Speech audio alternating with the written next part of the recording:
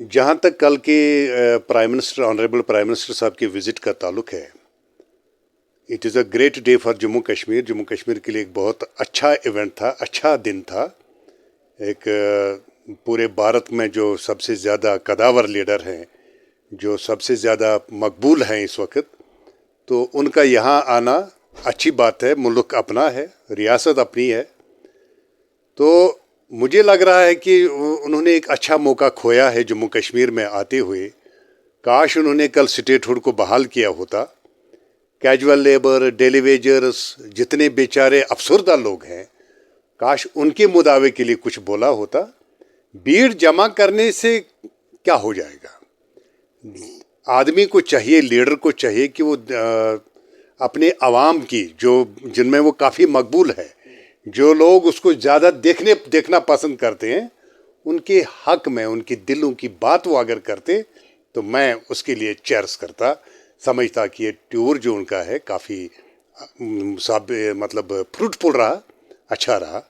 تو چلیے، جو بھی ہوا تو اوورآل جو ہے کہ پرائم منسٹر صاحب کے آنے کو ہم ویلکم کرتے ہیں. اچھا ہوا، لیکن جو توقعات تھی وہ پوری نہیں ہوئی.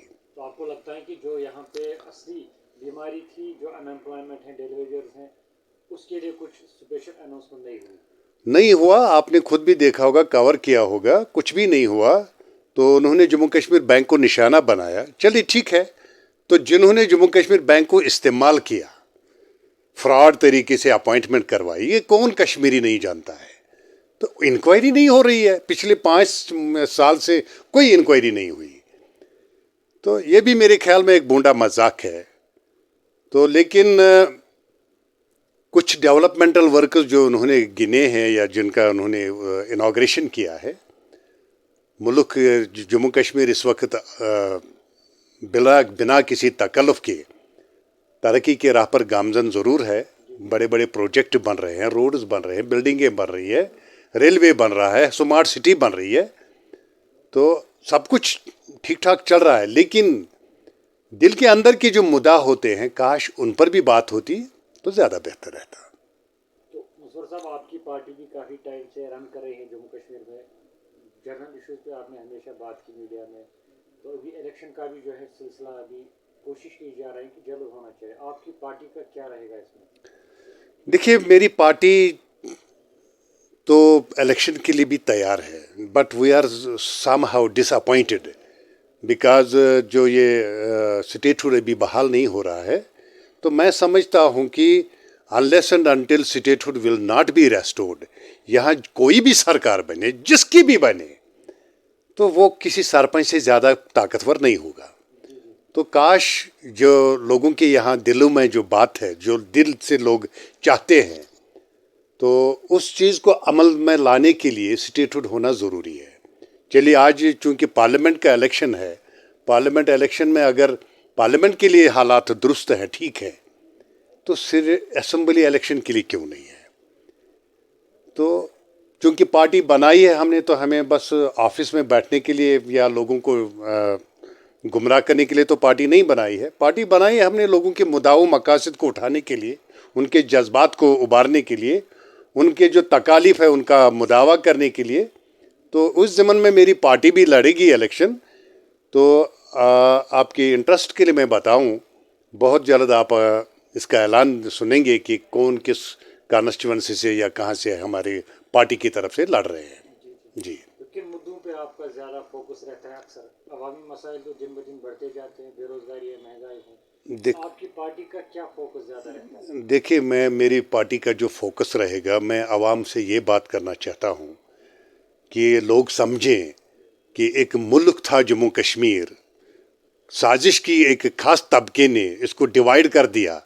پھر ڈیوائیڈ کرنے کے بعد 20 سال تک رائے شماری، اس کے بعد ووٹ چوری، اس کے بعد پھر ملیٹنسی، پھر بندوق، پھر گنگارج، لاکھوں لوگ مارے گئے. پھر ملا کیا آپ کو؟ یوٹی، وہ بھی 2 ٹکڑوں میں. تو ان سب چیزوں کا اگر ہم محاسبہ کریں، یہاں ہم دیکھتے ہیں کہ ایسی، میرے خیال میں ایسا کوئی ڈپارٹمنٹ ہی نہیں ہے جس ڈپارٹمنٹ میں سابقہ سرکاروں نے فراڈلنٹ طریقے سے اپوائنٹمنٹ نہ کی ہو، جہاں کرپشن نہ ہوا ہو. آپ مجھے بتائیے 90 سے پہلے بھی ڈاکٹر بنتے تھے, تحصیلدار بھی بنتے تھے, نائب تحصیلدار بھی ہوا کرتے تھے, سب ہوا کرتے تھے, لیکن برتی عمل کون کر رہا تھا؟ اس سے آپ کو تازہ مثال میں دیتا ہوں کہ ایک تھا ہمارے علاقے کا اننت ناگ کا وہ محمد یوسف شاہ صاحب, ان کا قتل کیوں کیا گیا؟ میں آپ کو یہ بھی بتانا چاہتا ہوں کہ 2016 میں برہان وانی کے قتل پہ برہان وانی جب مارے گئے تو اس کے عوض خاص کر ایک پولیٹیکل پارٹیوں نے, جو یہاں کے خاندانی رولر ہیں, انہوں نے اس کو ایسے پیش کیا کہ 36,000 لوگ زخمی ہوئے, 264 لوگ مارے گئے, اور اس کے بعد حالات 6 مہینے کے بعد تھوڑے پٹری پہ آ گئے.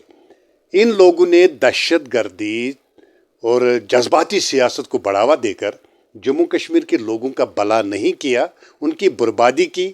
خود ہی ان لوگوں نے اسمبلی میں 92 بار 370 قوانین کو امینڈ کیا, اور نتیجہ یہ ہوا کہ انہی پارٹیوں نے بی جے پی کے ساتھ ہاتھ ملا کر اس کا خاتمہ بھی کروایا.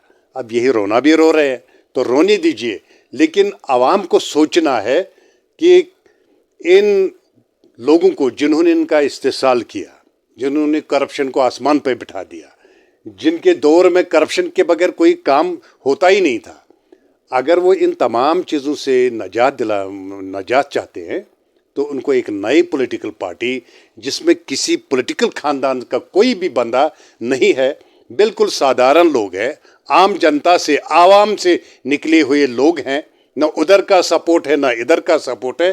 اگر سپورٹ ہے تو اوپر اللہ کا اور یہاں کے عوام کا.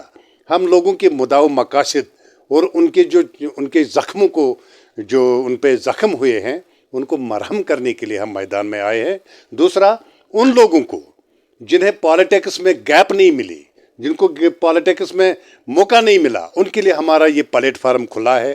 وہ آئیں, پارٹی میں جوائن کریں اور جموں کشمیر کے عوام کے ہت میں کام کریں, اور جموں کشمیر کے عوام کی بہبودی اور جموں کشمیر کے مستقبل کو روشن کرنے کے لیے اور جموں کشمیر کو یوٹی سے نجات دلانے کے لیے ہماری پارٹی کے ساتھ جوائن کریں اور کام کریں.